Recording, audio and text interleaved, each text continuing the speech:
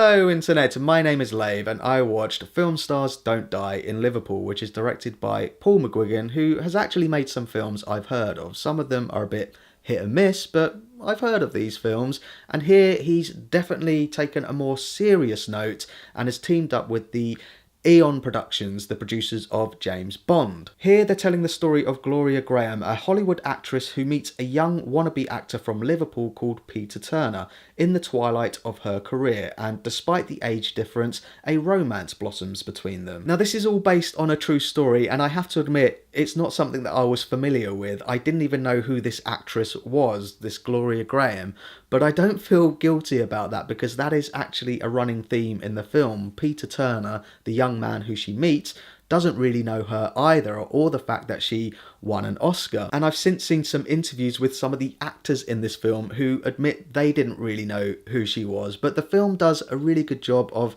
informing you who she was. You see some actual footage of some of her previous films, and I actually think the casting of Annette is actually quite inspired because she does look like an older version of her. And her performance is pretty terrific as well. She's kind of like a Marilyn Monroe-esque character who survived to the 80s. And the film is actually exploring aging and the lengths that these actors go to keep performing and keep their youthfulness, and Annette Bening's performance completely captures that. And then opposite her you've got Jamie Bell as Peter Turner, who quietly steals the show here. Jamie Bell is an interesting one. His star seemed to be on the rise with Billy Elliot. He got in with Peter Jackson's crowd and did King Kong and the Tintin movie, and he's done a few duds here and there, but I never thought that he was the root of the problem. And in this, he reminds us that he is actually a very, very talented actor, which is actually very important because I've also learnt since seeing this film that this is all based on the real-life Peter Turner's memoirs. So all of that pressure is on Jamie Bell's shoulders, and he does a terrific job.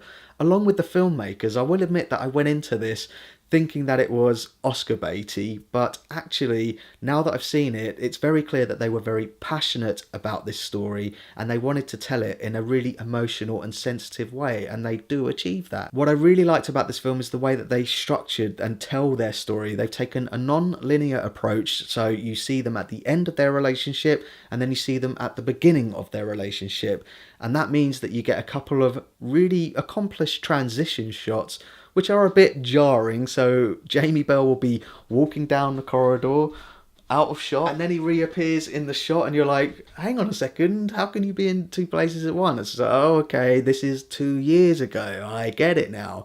And that happens quite a lot throughout the film and you do get used to it. But it doesn't stop there. They also use this non-linear framework to show you two sides of different people's perspectives. One moment in particular where there's an argument, and for me, I was like, oh, okay, this is happening, but then it shows you the other side of the argument and it's like, oh, okay, now I feel like a dick. So yes, I liked this approach to the way that they told their story. It does start on a bit of a downer. She's actually a very ill woman when we meet her, which isn't a spoiler, this is in the trailers, but it is a very effective way of telling this story over a long period of time. It works very well. I do, however, have some criticisms though, and I'm hesitant to call this one a full-blown criticism because I think it is a stylistic, deliberate choice from the filmmakers, and that involves some really dodgy set pieces.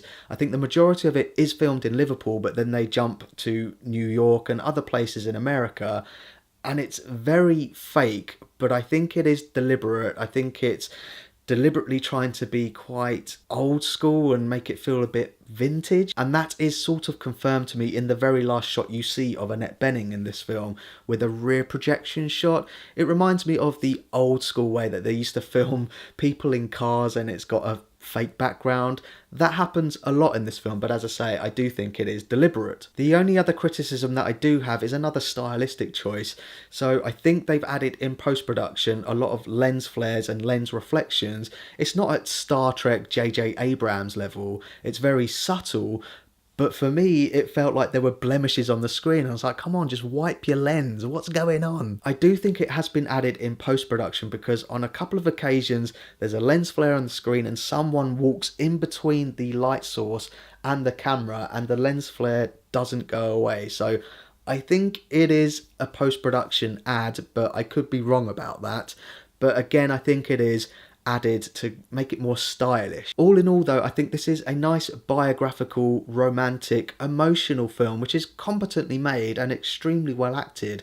I wouldn't roll my eyes if Annette Bening gets another Oscar nomination, or Jamie Bell for that matter. So that's my thoughts on Film Stars Don't Die in Liverpool, and pause the video if you want to take a closer look at my enjoyment tracker now. As you can see from my tracker, I didn't get completely invested in this film straight away, but I stuck with it, and actually by the end I felt myself getting quite emotional. It's not the greatest film that I've ever seen, but it is very, very solid, and I believed in these characters, and I believed in the chemistry and their romance. The last thing that I will say about this film, and this is me just being a complete idiot, this gives you a sense of idea of my train of thought. It's stupid, but it's funny, so I'm going to tell it. It involves a scene with Annette Bening's character where she's getting into a taxi and she's all dressed up and covered up, and she turns to Jamie Bell's character and she says, "How do I look?" And he looks up at her and says, "Beautiful forever," but I wish he'd said, "Beautiful forever," and a bit like E.T.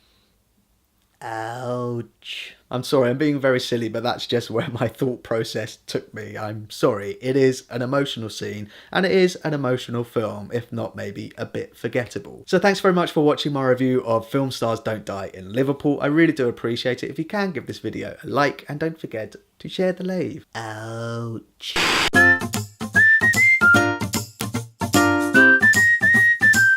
Subscribe.